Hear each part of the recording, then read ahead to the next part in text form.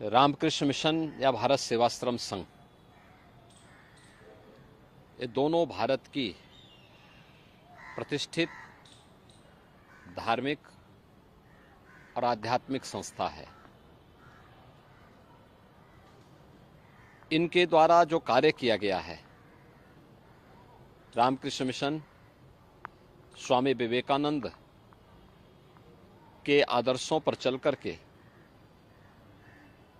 पूरे देश और पूरी दुनिया के अंदर सनातन धर्म के मूल्यों और आदर्शों को, भारत के आध्यात्मिक मूल्यों को देश और दुनिया तक पहुंचाने में बहुत ही सराहनीय कार्य किया। सांस्कृतिक और आध्यात्मिक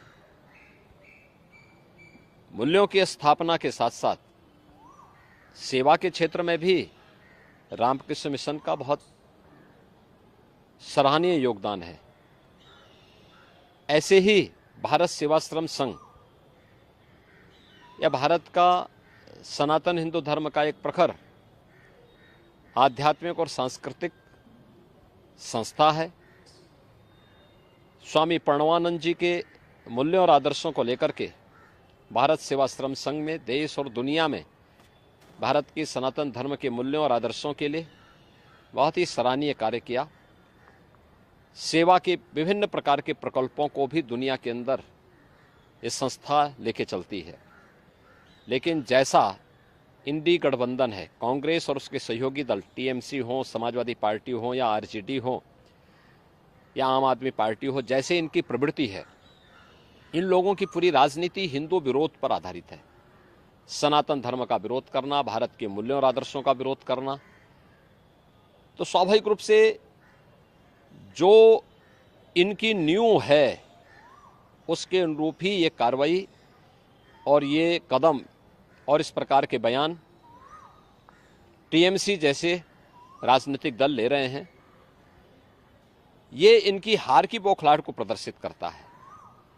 और मुझे लगता है जिस स्वामी विवेकानंद जी ने कभी कहा था, गर्व से कहो हम हिंदू हैं, जिस रामकृष्ण मिशन ने आध्यात्मिक और सांस्कृतिक जागरण के बृहद अभियान के साथ ही देश के अंदर बहुत अच्छे सेवा के प्रकल्पों को आगे बढ़ाया, या भारत सेवाश्रम संघ ने अपने आध्यात्मिक और सांस्कृतिक अभियान के साथ ही सेवा के जिन प्रकल्पों को आगे बढ़ाया है, करोड़ों भारतीय उनसे जुड़े हुए हैं।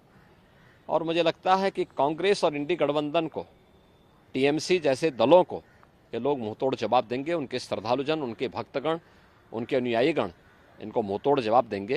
ये तो एकदम जैसे रावण के समय में लोग ऋषि मुनियों को धमकी देते थे, उसी प्रकार की स्थिति इनके द्वारा पैदा करने का प्रयास हो रहा है। लेकिन ये सनातन धर्म है, इस प्रकार के गिदड़ी भभकियों में डरने वाला नहीं है, इसका मुंहतोड़ जवाब देगा। एक तरफ धार्मिक और हिंदुओं की धार्मिक और आध्यात्मिक संस्थाओं को धमकी दे रहे हैं, और दूसरी तरफ पिछड़ी जाति के लोगों के अधिकारों को जबरन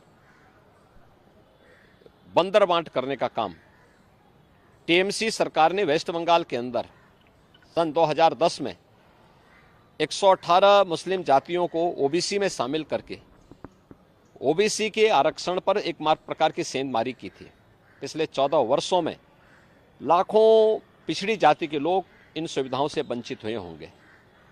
इसके लिए बंगाल की ममता बनर्जी की टीएमसी की सरकार को ओबीसी समुदाय से माफी मांगनी चाहिए, कांग्रेस को इसके लिए माफी मांगनी चाहिए।